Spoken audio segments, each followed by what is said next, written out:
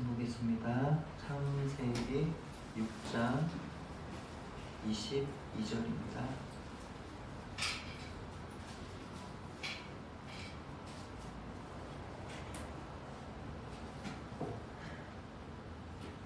창세기 6장 22절 같이 읽습니다. 시작. 노아가 그와 같이 하여 하나님이 자기에게 명하신 대로 다 준행하였더라. 아멘.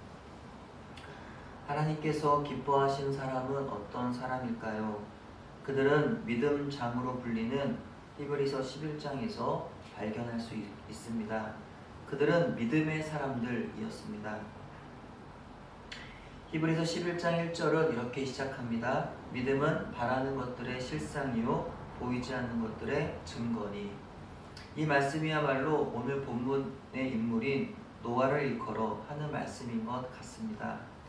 120년 이후에나 벌어질 일을, 그것도 단 한 번도 경험해보지 못한 비로 인한 심판을 믿고 방주를 만들다니 노아야말로 믿음의 계보에 들어가기에 충분하다라는 생각을 해보게 됩니다.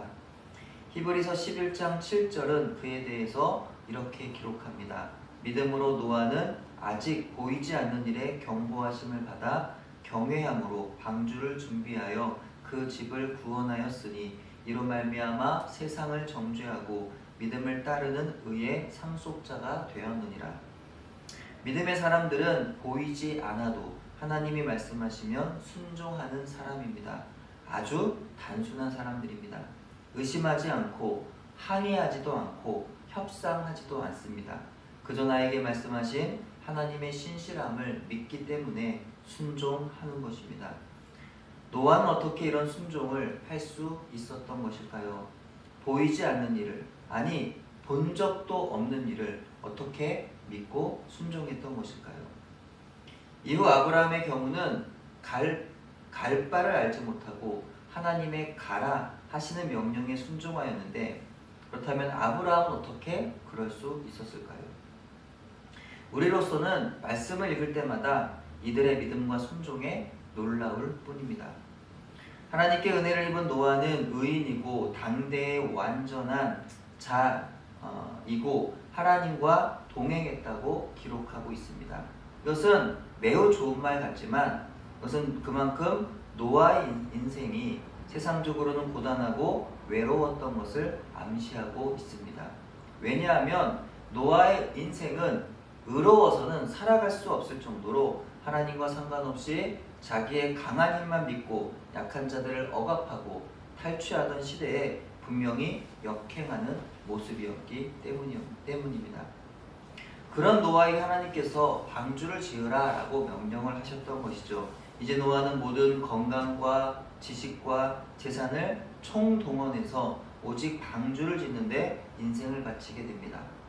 방주를 짓는 작게는 80년에서 길게는 120년에 이르는 기간 동안 그는 수많은 고뇌와 고초 가운데 마침내 방주를 완성했던 것입니다. 그리고 일주일간 짐승들을 태우기 시작했습니다. 그러나 노아의 가족을 제외하고는 사람들 가운데 어느 누구도 방주에 타지 않았습니다. 노아는요, 괴로웠을 겁니다.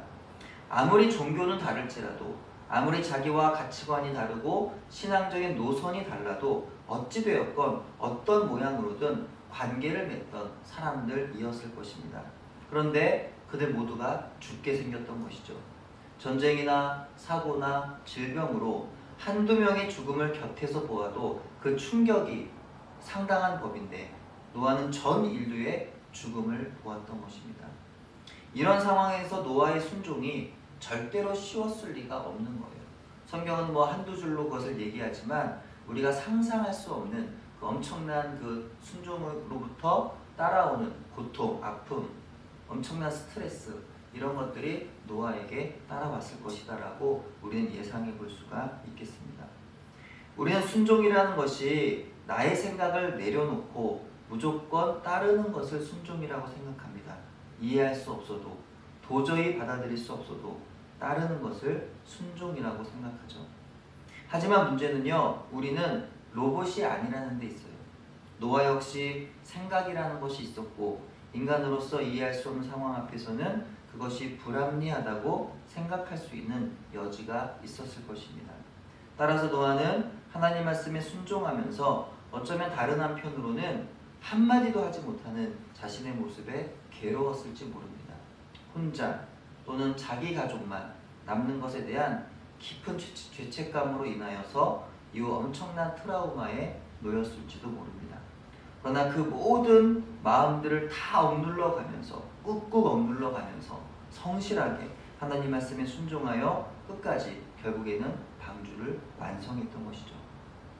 우리에게도 이런 순종이 있어야 되겠다. 우리의 삶에도 이 노아와 같은 정말 꾹꾹 눌러 참지 않으면, 견디지 않으면 할 수 없는 순종의 시간들이 있더라는 거죠.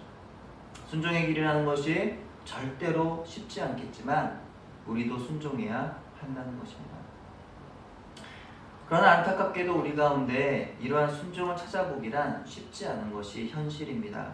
자의로든 타의로든 우리 하나님 말씀에 순종하기보다 순종하지 않는 삶이 더 많은 것 같아요. 하나님 우리를 매 순간 부르시고 계심에도 불구하고 우리는 듣지 못하여 순종하지 못하기도 하고 들어도 못 들은 채 하며 순종하지 않기도 하며 듣고 순종하려고는 하지만 삶의 문제 앞에서 주저하다가 순종의 때를 놓치기도 합니다. 우리는 과연 언제쯤 하나님 말씀을 듣고 순종하는 사람이 될 수 있을까요? 언제쯤 순종하지 않은 죄를 반복하기를 멈출 수 있을까요? 날마다 성령께서 우리에게 말씀으로 부르시는데 언제까지 성령의 부르심을 못 들은 척 연기하기를 멈추고 성령의 음성에 이제 순종으로 반응하게 될까요? 우리가 부르심에 순종하지 않으면 복음으로 인하여 주어지는 고통이나 고난에서 제외될 수 있지만 또한 우리가 부르심에 순종하지 않으면 복음으로 인하여 주어지는 축복으로부터도 제외된다는 것을 기억해야 할 것입니다. 노아가 하나님 말씀을 따르기로 결정한 날로부터 그의 인생은요 수많은 고통과 고뇌로 물들게 되었어요. 하지만 그러나 그가 하나님 말씀을 따랐기에 그 위기와 고난의 끝에서 하나님의 은혜를 경험하는 복을 누리게 되었던 줄로 믿습니다. 노아는 아마도 하나님의 직접적인 음성을 들었을 것입니다.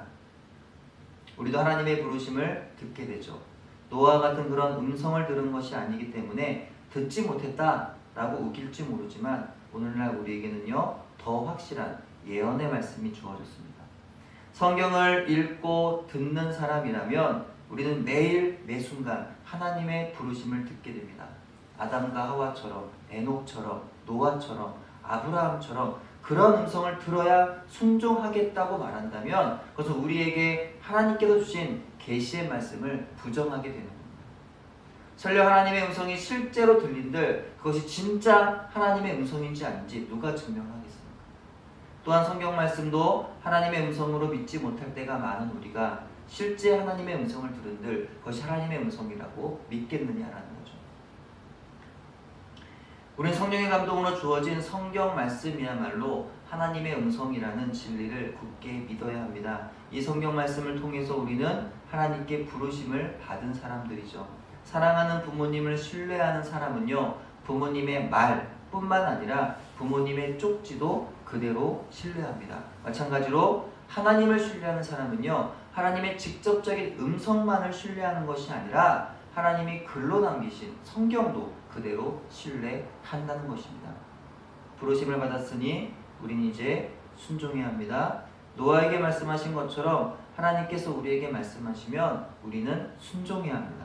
하나님은 언제나 말씀하시는 분이시고 하나님의 백성은 언제나 그 말씀을 믿고 순종하는 것이죠. 힘의 원리로 돌아가는 세상의 생활 방식에 역행하여 오히려 종이 되어 낮은 자리에서도 하나님 말씀에 순종하여 끝까지 선함과 의로움을 따라야 하는 것입니다. 노아는 사실 불완전한 사람이었지만 그럼에도 불구하고 무언가 볼 수 없는 것을 믿음으로 바라본 사람이었습니다. 세상 사람들이 눈이 멀고 귀가 막혀 보지 못하고 듣지 못하는 것을 노아는 믿음으로 보고 들었던 사람이었습니다. 하나님과 동행하면서 그는 하나님과 다른 길을 가는 사람들 속에서 그들과 다른 길을 갔습니다. 그는 어렵고 힘든 길인 줄 알면서도 그 길 위에서 믿음으로 순종했던 것입니다. 노아와 같이 마지막 때를 살아가는 우리에게 교훈을 주는 말씀이죠. 세상에서 어떤 길을 걸어야 하는지 교훈해 줍니다. 세상에서 살아가지만 세상의 방식이 아니라 믿음의 방식으로 살아야 한다는 것이죠. 우리를 구원하신 하나님의 아들 그리스도께로 날마다 나아가 우리도 구원의 방주 되시는 그분을 끝까지 붙들어야 하는 줄로 믿습니다. 무엇보다 지금 우리를 부르시는 하나님 말씀에 순종하여 구원의 방주 되시는 예수 그리스도 안에서 오늘을 살아가는 저와 여러분 되기를 바랍니다.